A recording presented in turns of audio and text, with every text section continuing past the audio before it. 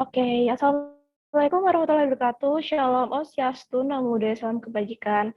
Selamat sore teman-teman semuanya. Selamat datang di acara pelatihan SPSS yang mengangkat tema Introduction to Regulation with SPSS. Gimana nih kabar teman-teman semuanya? Semoga dalam keadaan yang sehat ya, baik itu hari ini ataupun hari-hari berikutnya. Nah, perkenalkan nama saya Hani Ulima Asri, bisa dipanggil Hani selaku moderator yang akan memandu acara pelatihan pada sore hari ini. Nah, buat yang belum tahu nih teman-teman, jadi pelatihan SPSS kali ini mengusung tema Introduction to Regression with SPSS, atau bahasa Londonya ini perkenalan ke regresi gitu dengan SPSS. Teman-teman udah tahu belum itu apa itu regresi? Nah, buat yang belum tahu nih, aku spill dikit-dikit ya teman-teman. Jadi regresi itu merupakan suatu metode analisis statistik yang digunakan untuk melihat nih hubungan antar variabel. Sebagai anak ekonomi kan kita udah tahu nih ada variabel independen, variabel dependen. Nah, regresi ini tuh digunakan untuk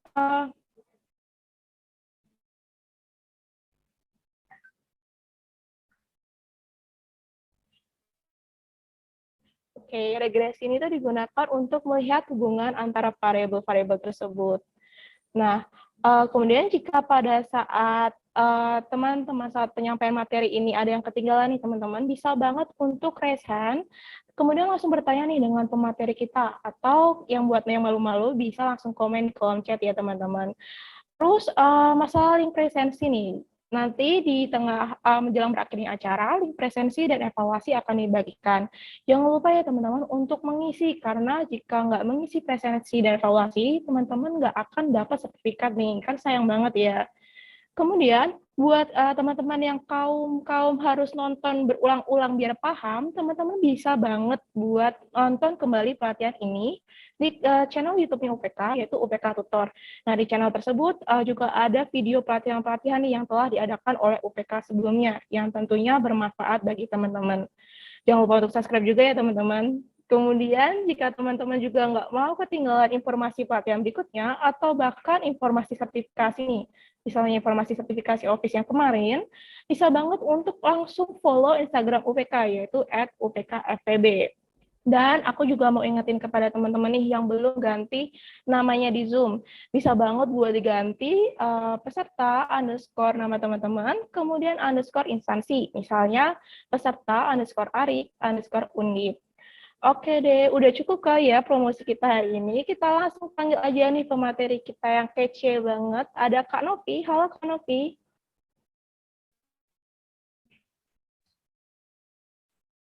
Halo Hani, terima Gimana kasih. nih kabarnya Kak? Oh iya, baik. Oke, udah siap kan ya buat bagiin ilmunya nih Kak? Iya, siap. Oke, kita langsung aja ya teman-teman. Buat Kak Novi untuk waktu dan layar, aku silakan.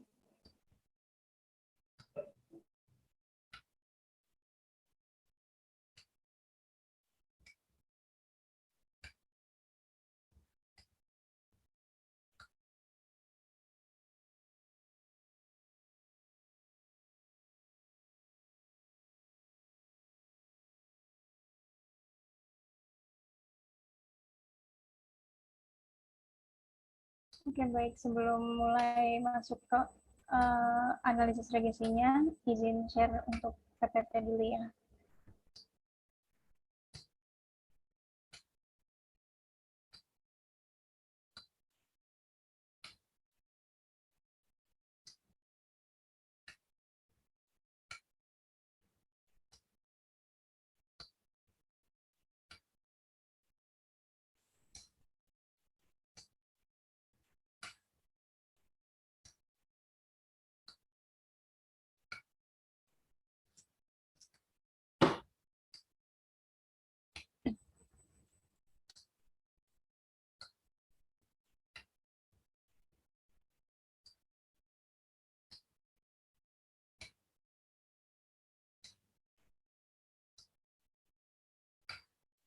Oke, baik.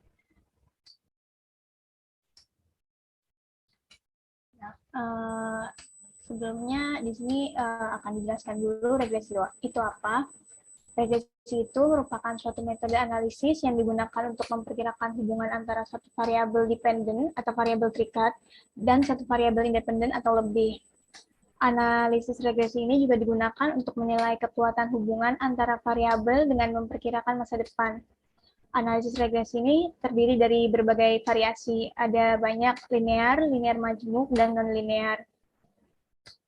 Nah, yang akan dibahas dalam pelatihan kali ini itu analisis regresi linear berganda, di mana analisis regresi linear berganda ini merupakan suatu metode pendekatan untuk model hubungan antara satu variabel dependen dan satu variabel independen atau lebih. Dalam model regresi ini, hubungan antara variabel bersifat linear, yang mana jika terdapat perubahan pada variabel X, akan diikuti juga oleh perubahan pada variabel Y secara konstan. Nah, ini untuk model regresi yang digunakan dalam regresi linear berganda, di mana Y itu sama dengan variabel dependen atau variabel terikatnya, A itu konstanta, B1 itu koefisien regresi, B2 juga sama, B3 juga. Nah, X1, X2, X3, dan Xn ini menunjukkan untuk variabel independen yang digunakan dalam model. Bisa 3 atau 4 atau lebih.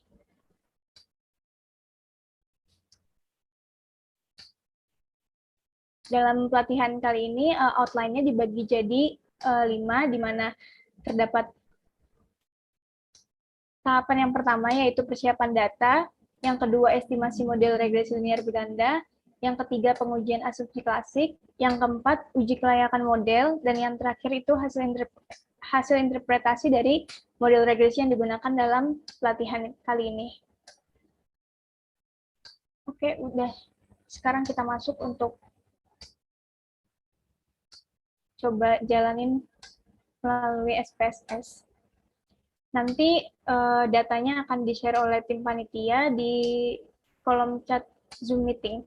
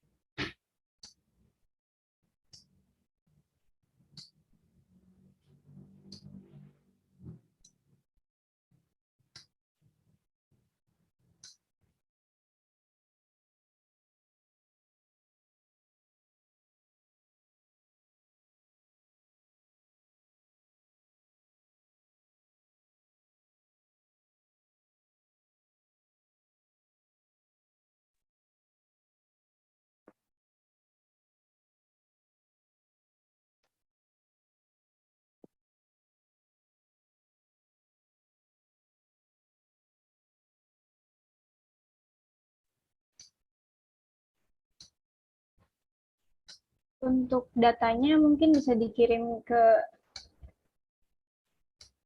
chat biar peserta yang lainnya kalau mau mengikuti bisa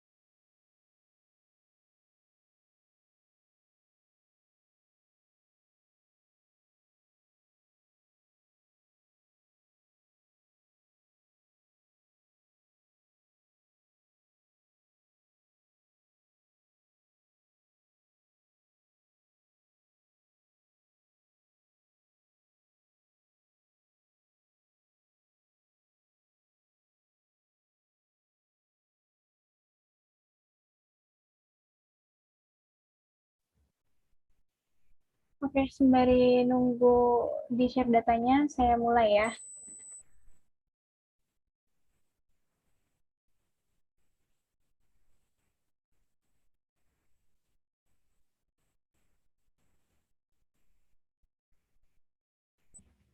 Oke, jadi yang tahap pertama itu adalah proses penginputan data, di mana jika kalian sudah mengklik aplikasi SPSS yang ada pada laptop kalian, nanti akan muncul tampilan layar seperti ini.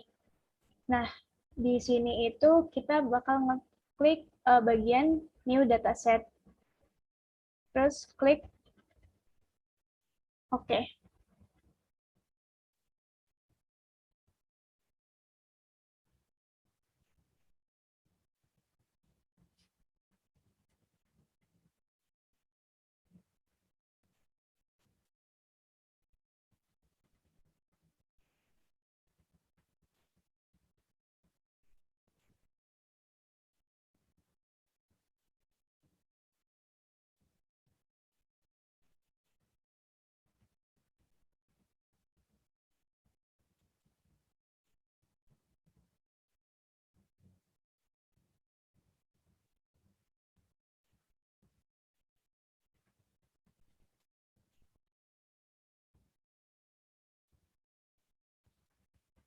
Nah, jadi nanti muncul setelah diklik OK itu nanti muncul tampilan layar seperti ini.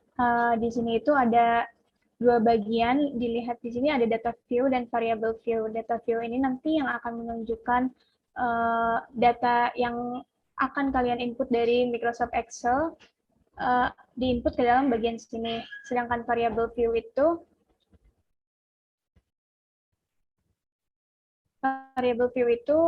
untuk memberikan nama dari variabel dan memberikan label untuk variabel serta menentukan besaran desimalnya mau di belakang komanya ada 2, 3, atau 4. Nah, sekarang kita ke data view, terus kalian buka Microsoft Excel yang sudah diberikan.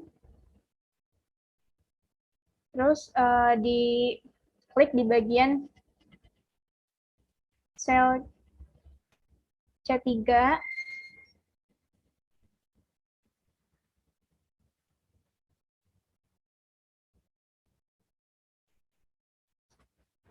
Kemudian kalian copy datanya, Ctrl+C,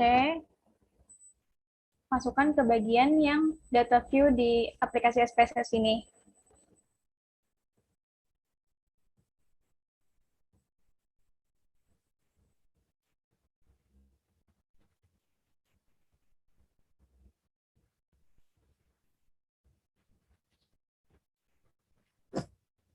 Nah, jika sudah tampilannya akan seperti ini, akan muncul data sesuai dengan data yang berada di Microsoft Excel. Pastikan urutannya sudah benar dan tanda pemisahnya koma titik sudah benar juga. Nah, langkah selanjutnya itu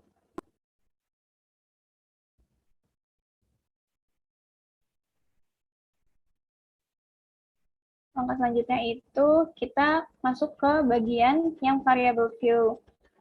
Terus di bagian name ini kalian ganti yang variabel 1 itu diganti dengan Y atau variabel dependennya. Terus yang variabel 2-nya X1, variabel 3-nya X2. Terus di label kalian berikan keterangan. Yang Y-nya ini kan kita pakai data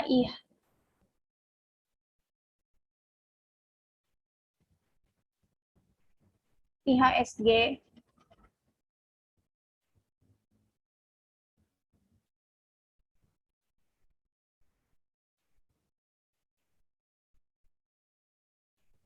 Terus yang X1-nya itu SBI, Suku Bunga Bank Indonesia.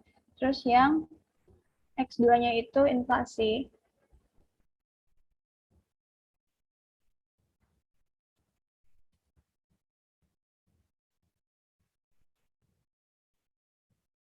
Setelah ini kita kembali lagi ke bagian data view.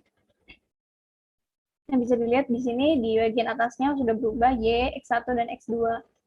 sesuai dengan apa yang diganti tadi dalam bagian variable view. Terus proses selanjutnya itu mengestimasi model, di mana kita akan menjalankan analisis regresi linear ganda.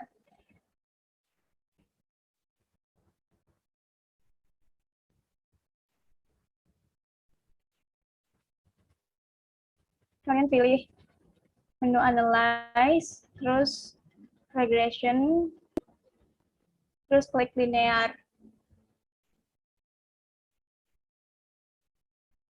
Masukkan IHSG-nya dalam kolom dependent dan SBI independent, inflasi independent.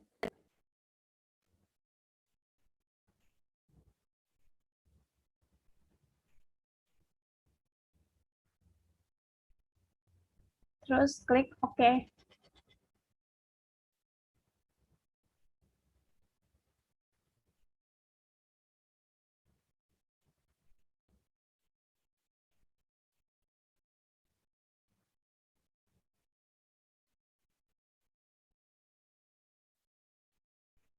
Maka akan muncul 4 tabel seperti ini. Ada model summary, tabel ANOVA, dan tabel coefficients. Terus selanjutnya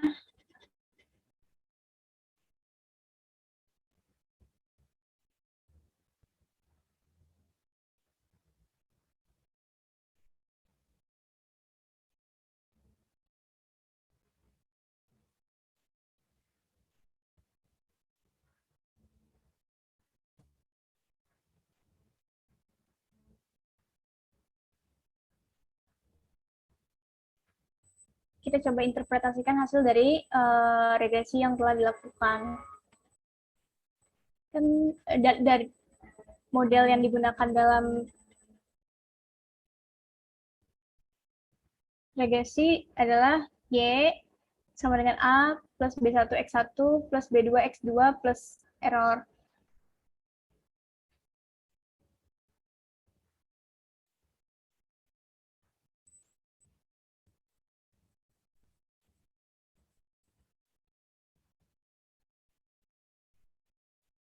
Maka di sini kita ganti yang kolom A-nya itu, yang bagian A-nya itu 10, dilihat dari tabel yang koefisien, yang bagian ini 10.236,862.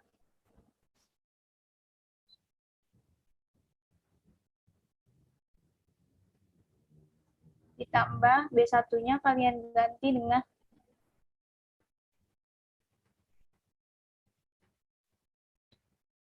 1.429,27.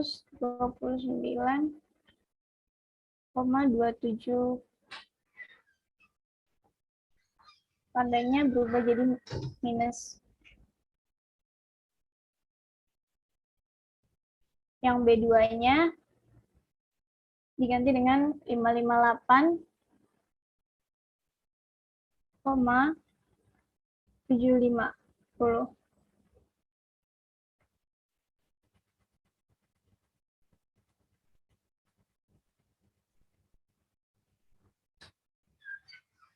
Maka hasil interpretasi ini dapat dibaca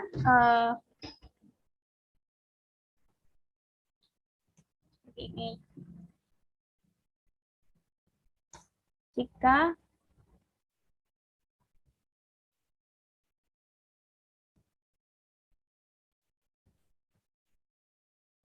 terjadi kenaikan SBI sebesar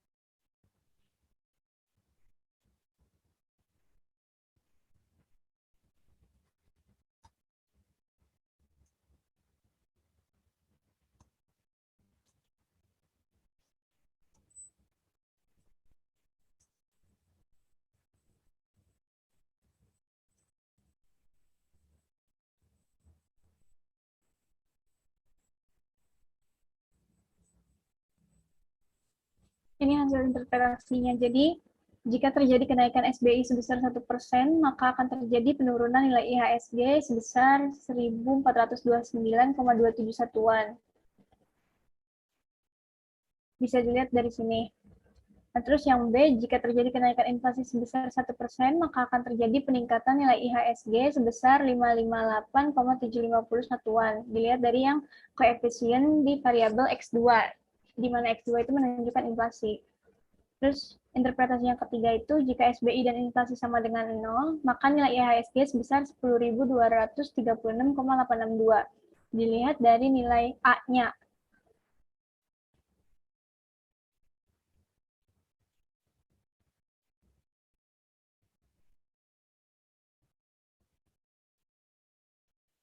Oke, kalau sudah masuk ke bagian Mohon maaf kalau ya, bisa diulang interpretasinya. gimana? Tadi Suaranya putus-putus. Halo?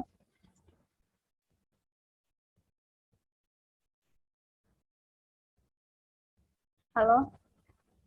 tolong Pak untuk interpretasi SPSS-nya diulang karena tadi masih screen SPSS. Oh, masih screen PSS. Bentar.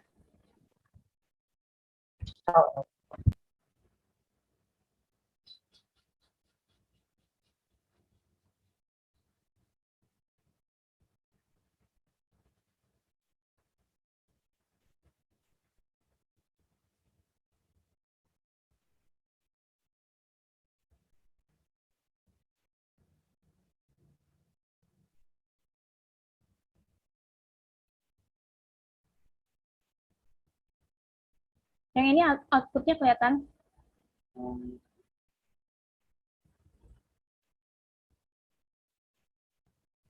Kelihatan Pak? Iya, udah kelihatan. Bisa nggak tolong dijelasin ulang Pak? Terima kasih. Untuk interpretasi, jadi kan dilihat dari model yang dipakai itu kan tadi ini ya sama dengan A plus B1, X1 plus B2, X2 plus error, di mana X1 itu menunjukkan SBI dan X2 itu inflasi. Nah, tadi kan didapat dari hasil regresi itu yang dilihat dari tabel coefficient, ini yang bagian unstandardized coefficient, bagian B-nya itu 10.236,862. Ini dimasukkan ke yang A-nya. Terus SBI-nya itu minus 1.429,270. Dimasukkan ke yang bagian B1. Terus yang ini inflasi 558,750 dimasukkan ke bagian yang B2. Nah, dari model ini dapat diinterpretasikan sebagai berikut. Jika terjadi kenaikan SBI sebesar 1%, maka akan terjadi penurunan nilai IHSG sebesar 1.429,27 satuan. Jika terjadi kenaikan inflasi sebesar 1%, maka akan terjadi peningkatan nilai IHSG sebesar 558,750 satuan. Dan jika SBI dan inflasi sama dengan 0, maka IHSG sebesar 10.236,862. Sama dengan nilai A-nya. Oke, sekarang masuk ke bagian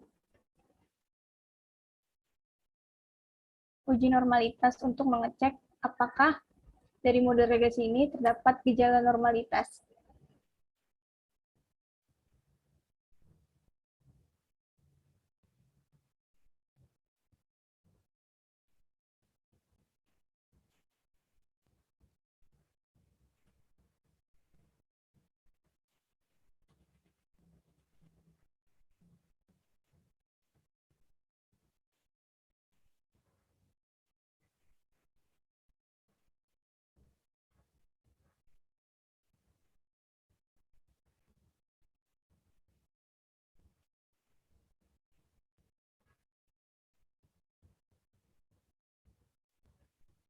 Nah, untuk melakukan uji normalitas, langkah yang pertama kalian balik ke data view yang tadi, terus klik analyze, terus klik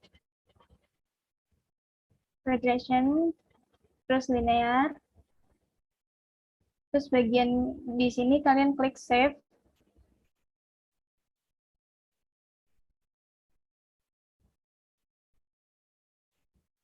terus di bagian residual ini kalian klik unstandardize, terus klik continue.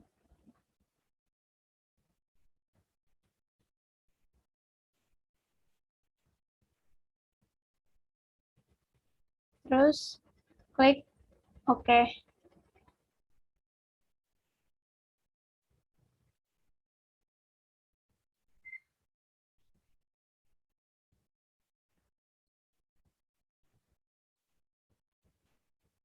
Nanti di data view ini bakal muncul variabel baru residual 1, seperti yang ada di layar. Terus nanti langkah selanjutnya kalian masuk lagi ke bagian analyze, terus pilih non-parametric test,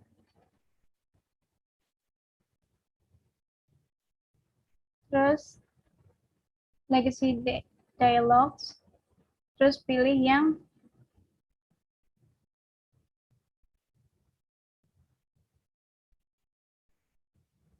one sample PS. Terus di bagian sini kalian pilih yang unstandardized residual, yang variabel yang baru dimasukkan ke test variable list. Ininya test distributionnya normal, klik, terus pilih OK.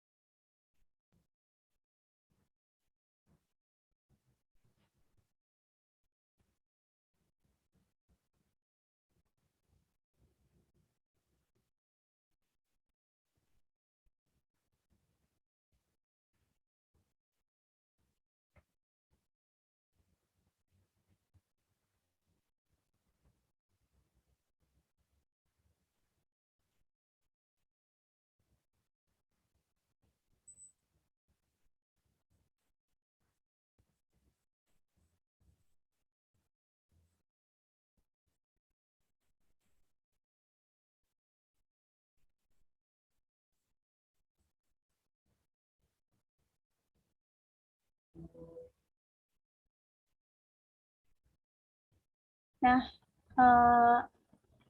bisa dilihat dari tabel yang terdapat pada output analisis SPSS-nya, dilihat jika nilai sig to-tail-nya ini lebih dari 0,05,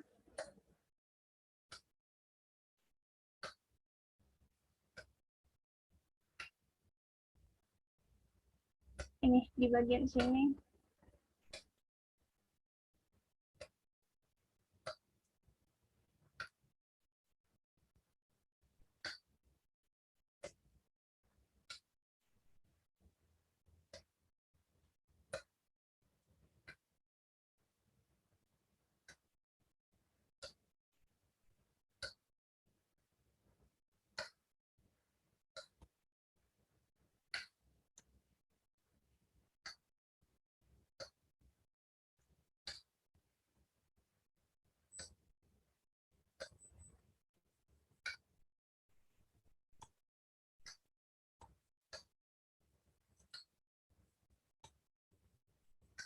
nah kalau misalkan nilai ini yang tadi sig to-tail-nya ini lebih dari 0,05, berarti data tersebut tidak terdapat gejala normalitas atau data sebaran bersifat normal. Ini bisa dilanjut ke uji asumsi klasik yang kedua, yaitu uji autokorelasi.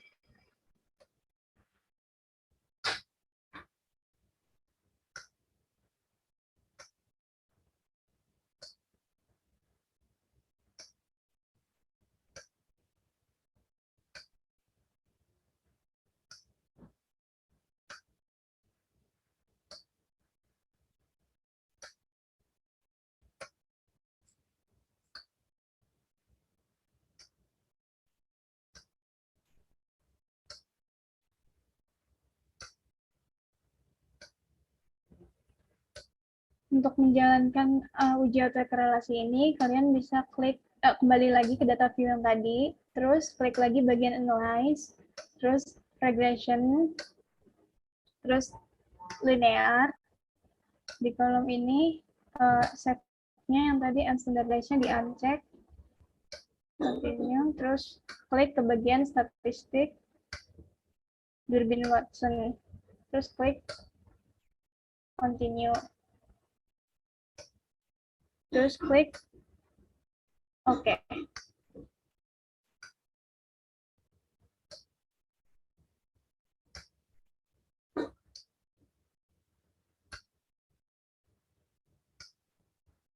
Nah, nilai DW-nya itu bisa dilihat di tabel yang model summary.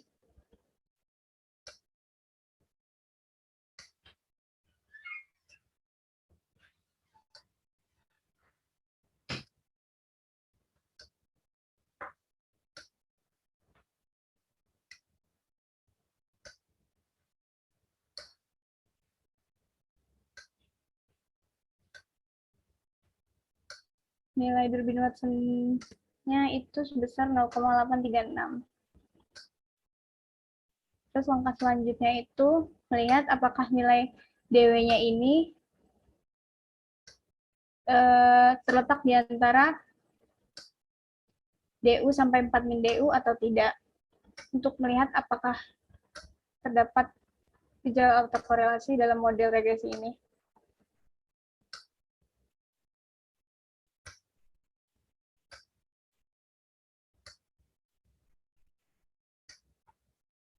Untuk menentukannya itu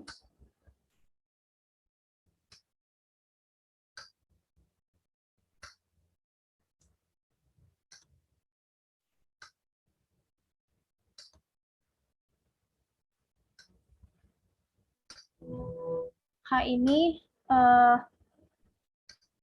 variabel yang digunakan dalam model. Terus N ini banyaknya sampel atau data yang digunakan. Karena di sini kita makainya dua variabel independen, jadi K-nya itu 2. Terus N-nya itu 24. Nah, untuk melihat nilai DW-nya ini, kalian bisa melihat referensi pada lampiran modul, ada tabel dari Durbin Watson, itu bisa dilihat yang bagian 2,24.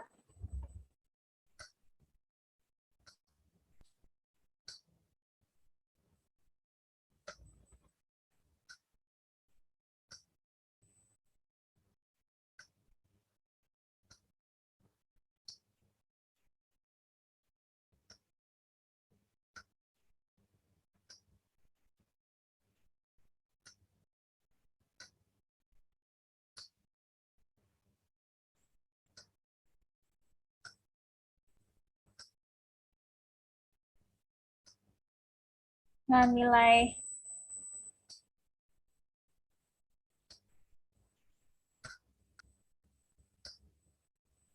DW-nya itu berdasarkan tabel distribusi nilai Durbin Watson di lampiran yang kedua dalam modul, itu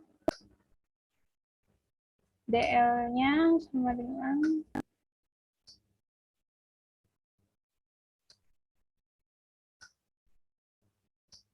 1,187. Sedangkan DU-nya itu sama dengan,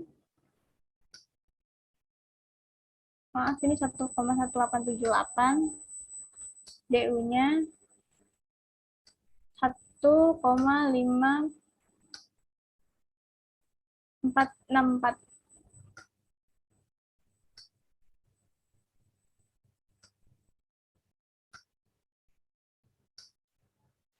Nah, untuk menentukan ada atau tidaknya autokorelasi bisa dilihat menggunakan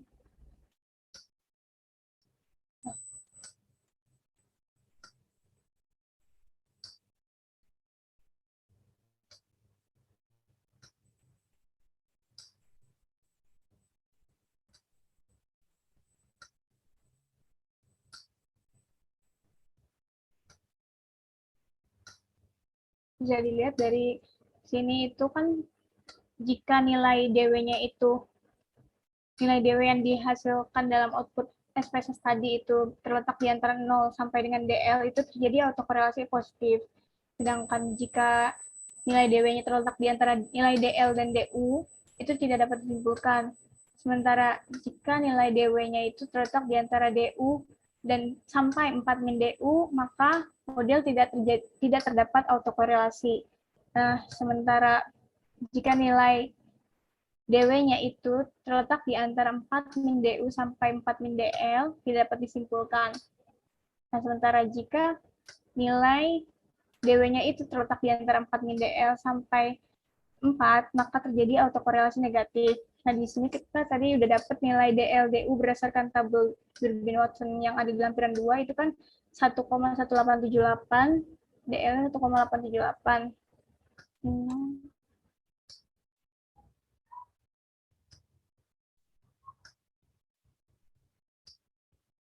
1,1878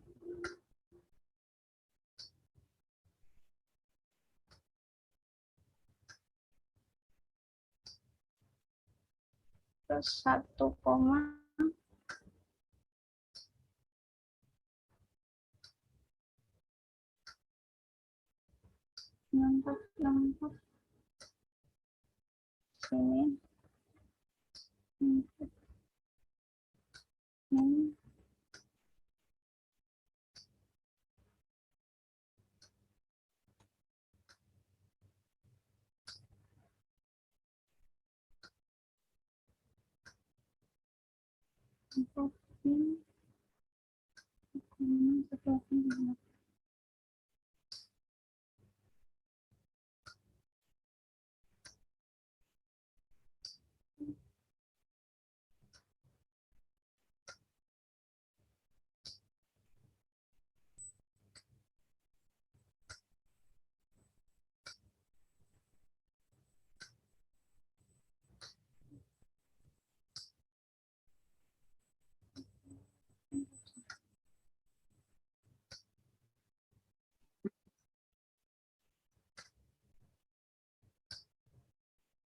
Nah, kita lihat dari yang tadi yang tabel model summary yang didapat dari output SPSS-nya itu nilai Durbin-Watson-nya kan 0,836. Jadi terletak di antara 0 sampai nilai DL.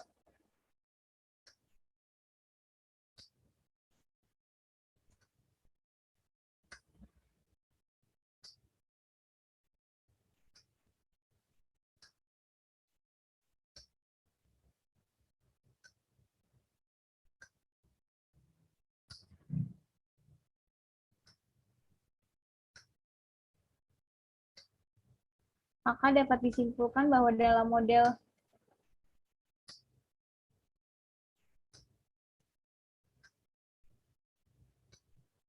terdapat autokorelasi positif.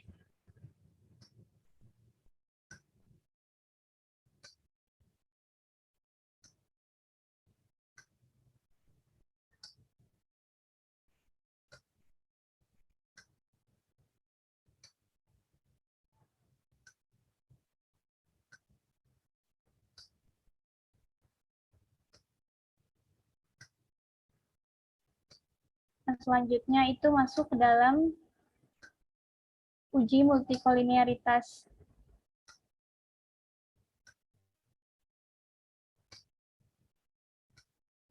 Balik lagi ke bagian data view di aplikasi SPSS.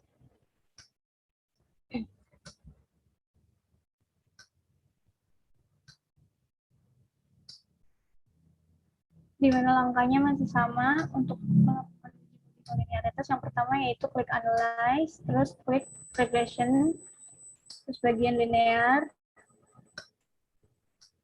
statistik, uncek yang bagian Durbin-Watson, terus klik bagian yang collinearity diagnostic. Kemudian klik continue, terus klik OK.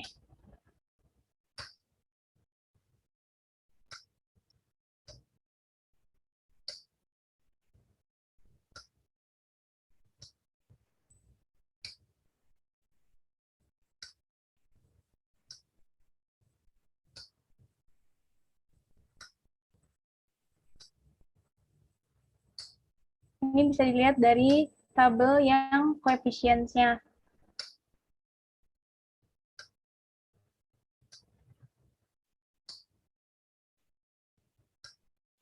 Itu di mana dilihat di sini.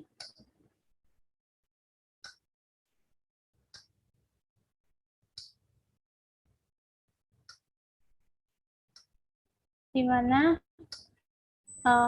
ini nilai tolerance dan nilai FIF-nya.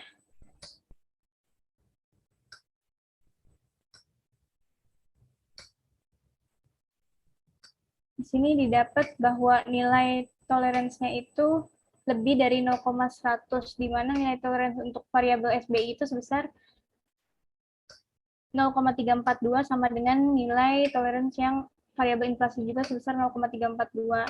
Terus, dan nilai FIF-nya itu kurang dari 10, yaitu 2,928. Jadi dapat disimpulkan bahwa dalam model ini itu tidak terdapat gejala multikolinearitas.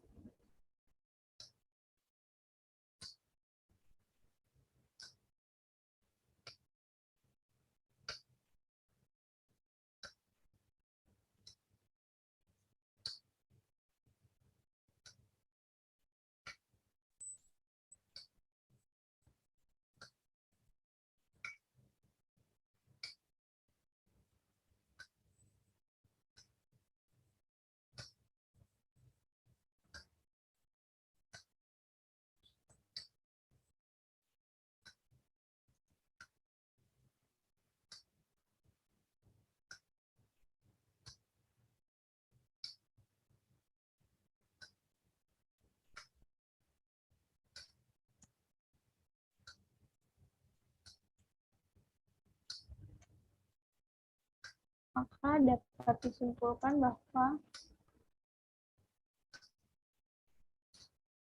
tidak terdapat gejala multikolinearitas.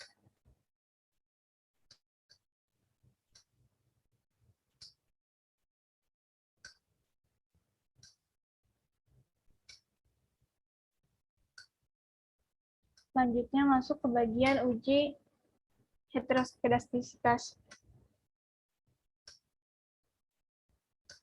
Untuk melakukan uji heteroskedastisitas, balik lagi ke bagian layar SPSS-nya. Terus kalian klik transform, klik compute variable. Terus di bagian target variabelnya ini diisi abs sebagai singkatan dari absolute, underscore res 1, residual 1, karena nilai yang akan diubah menjadi nilai absolute itu nilai residual satunya. Terus di sini nomor expression-nya masukkan, buka kurung, pilih yang ini, masuk kurung, klik, oke.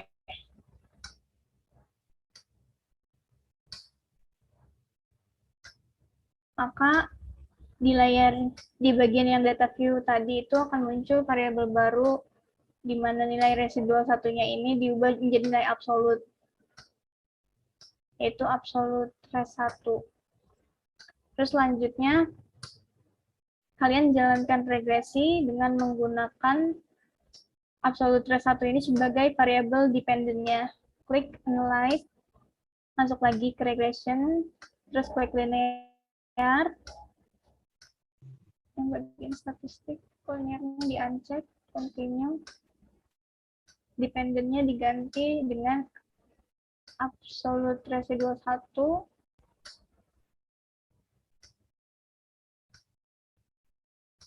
terus klik oke.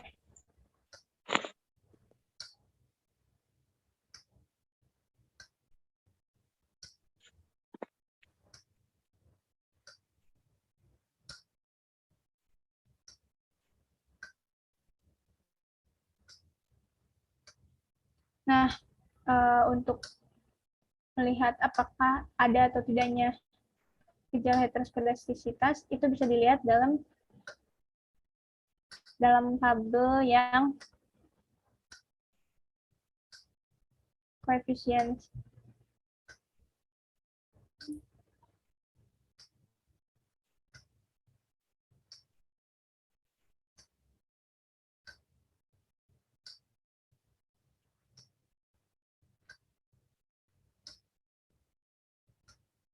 Dan bisa dilihat dari yang bagian kolom sheet-nya itu, bisa dilihat bahwa nilai variabel SBI-nya itu sebesar 0,166 dan yang inflasinya itu 0,67.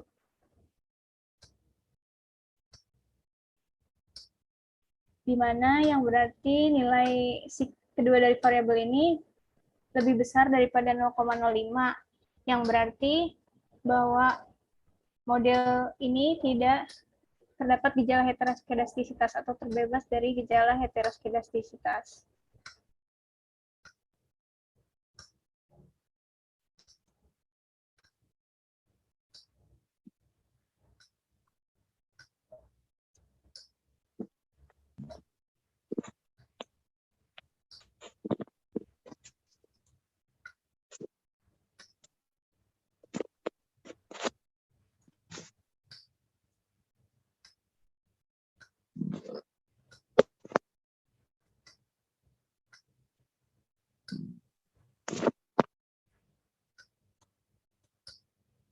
Maka dapat disimpulkan bahwa model ini terbebas.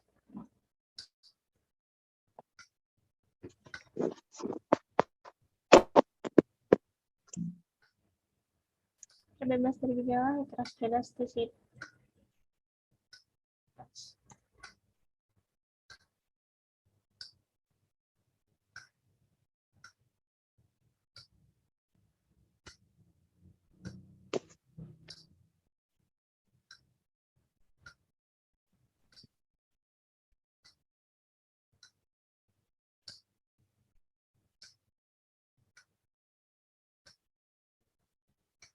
Nah, selanjutnya itu masuk ke tahap uji kelayakan model.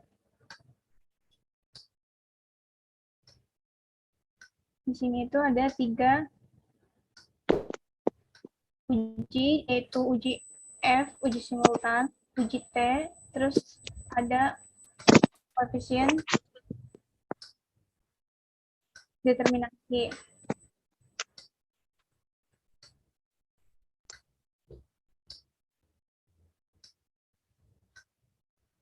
Untuk uji kelayakan model ini sebenarnya nggak perlu menjalankan regresi lagi, kalian tinggal lihat di bagian output,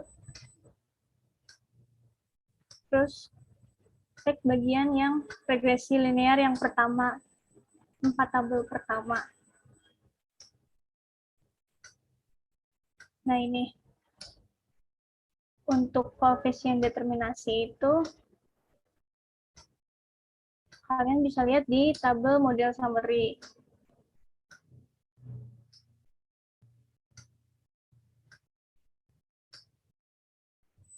Di mana dilihat dari F-square-nya.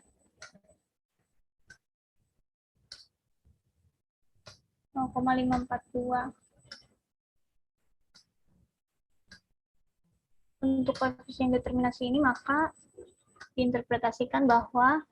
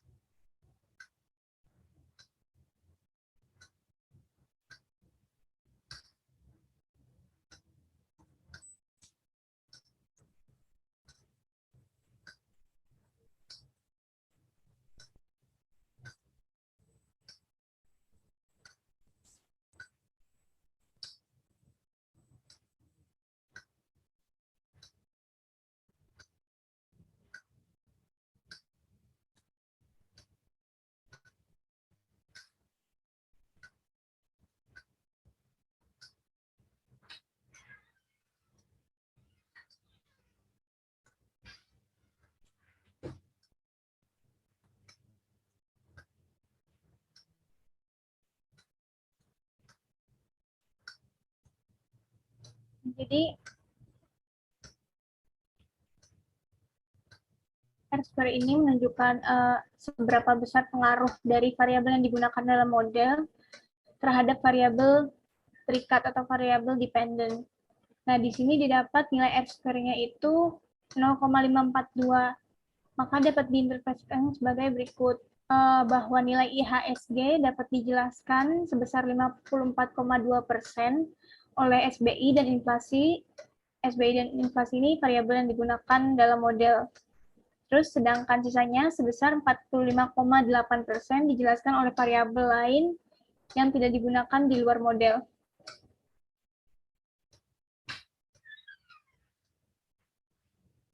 Berikutnya masuk ke uji F atau uji simultan.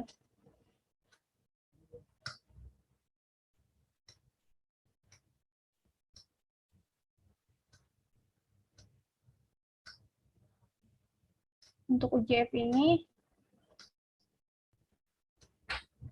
kalian bisa lihat hasilnya di tabel yang ANOVA.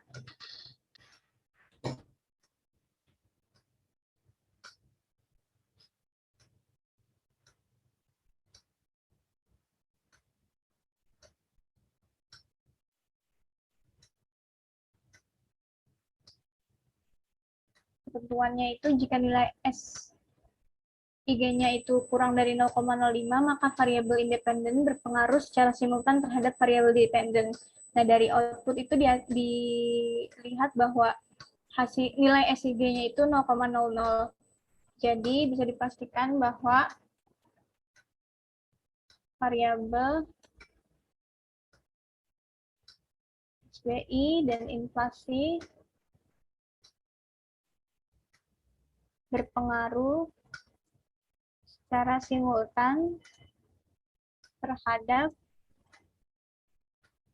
nilai IHSG.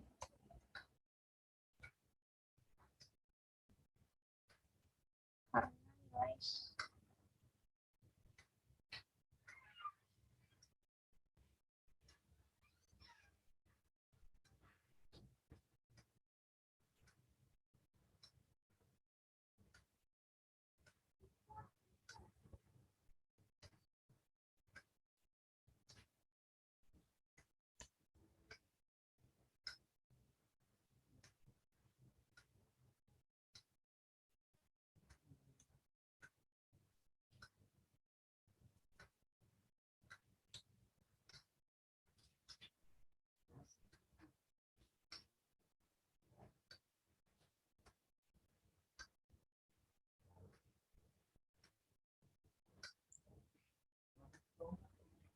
Terus selain melihat dari tabel ANOVA, uji simultan itu juga bisa dilihat dari nilai F hitung dan F tabelnya. Dengan ketentuan sebagai berikut, jika F hitung lebih besar daripada F tabel, maka berarti variabel independen secara simultan berpengaruh terhadap variabel dependen. Nah,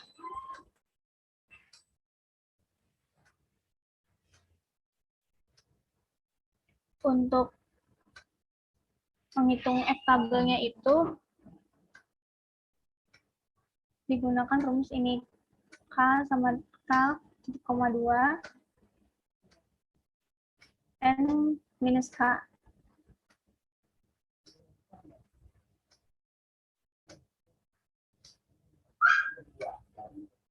Hanya itu jumlah variabel independen.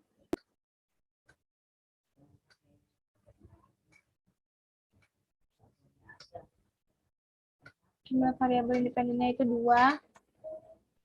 Terus N-nya itu banyak sampel, ada 24. 24 dikurang 2 itu 22. Nah, ini untuk nilai F tabelnya itu kalian bisa merujuk ke lampiran yang ada dalam modul. Jadi dilihat lagi kelampirannya untuk melihat nilai F tabelnya.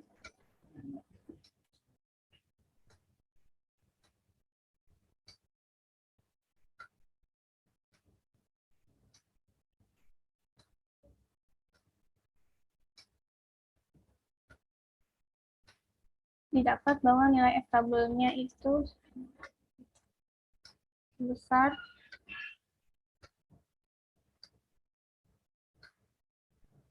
3,44.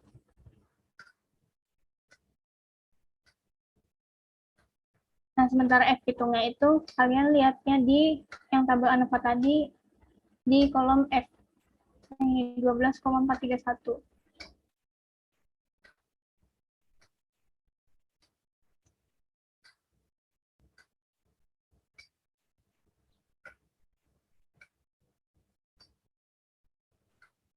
Jadi dapat disimpulkan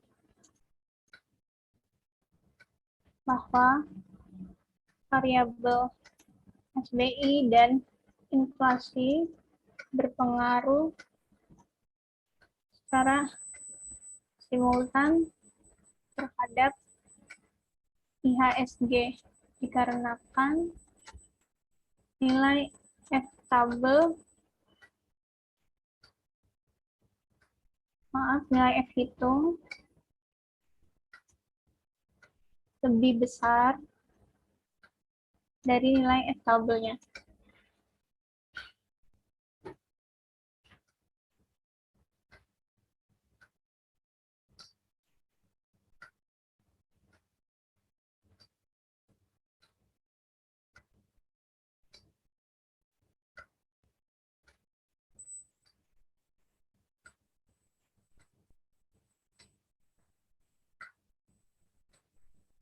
Sekarang masuk ke bagian uji T-nya itu.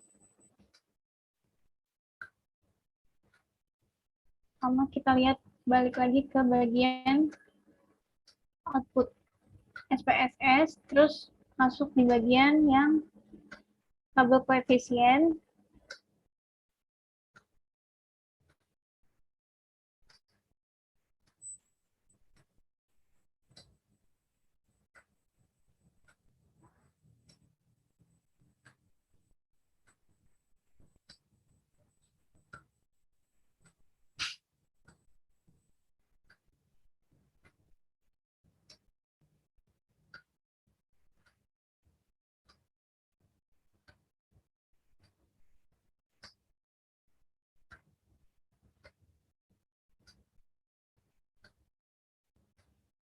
Ini bisa dilihat nilai sigma.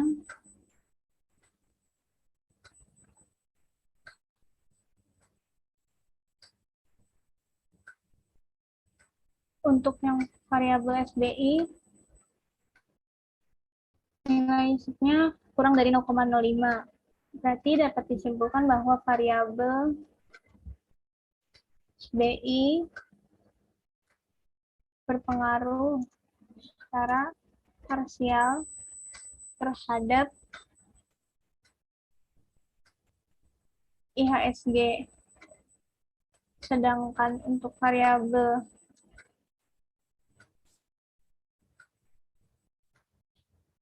inflasi tidak berpengaruh secara parsial.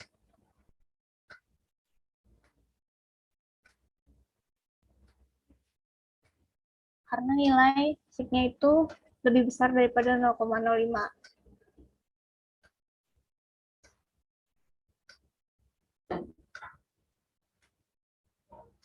Terus sama, selain dilihat dari nilai sigma itu juga, uji parsial ini bisa dilihat dari nilai T tabel dan T hitungnya dengan ketentuan sebagai berikut. Jika T hitungnya lebih besar daripada T tabel, maka berarti variabel independen secara parsial berpengaruh terhadap variabel dependen. Nah, rumus untuk menghitung T tabelnya ini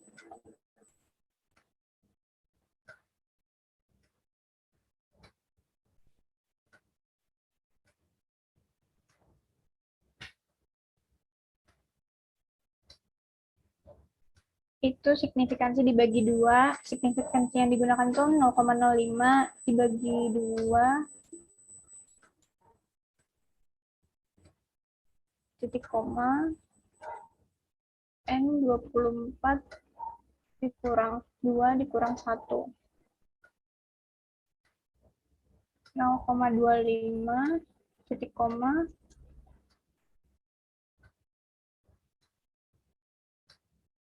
21.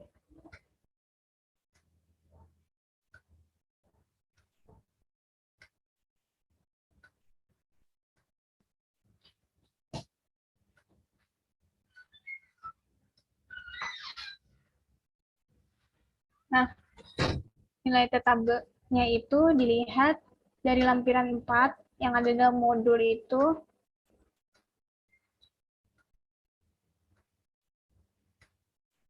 pada kolom T0,025 baris 21. Dapat bahwa besaran T-tabelnya itu sebesar 2,080. Nah,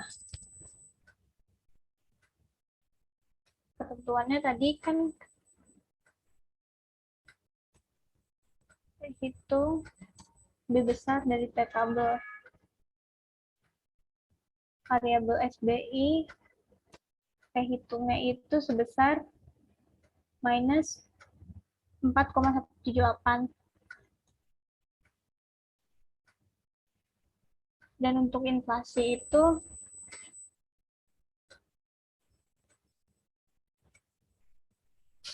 1,8 karena 900.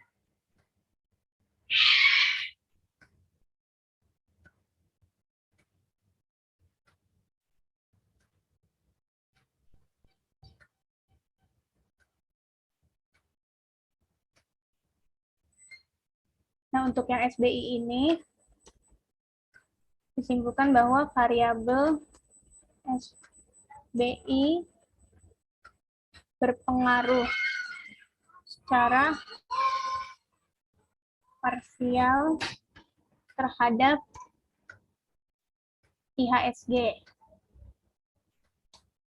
Sementara yang inflasi itu tidak berpengaruh secara parsial.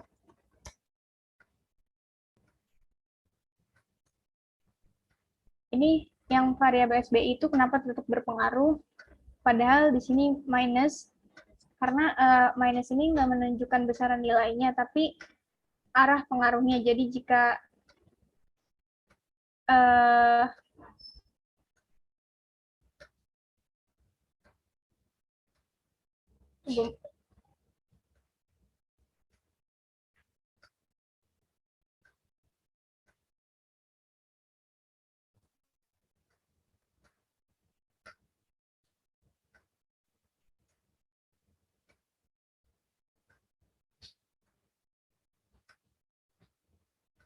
ya, jadi untuk yang SBI ini minusnya itu menunjukkan arah pengaruhnya, di mana yang berarti itu minus ini berarti mengalami penurunan. Sementara nilai besaran nilainya cukup dilihat dari yang 4,178-nya saja.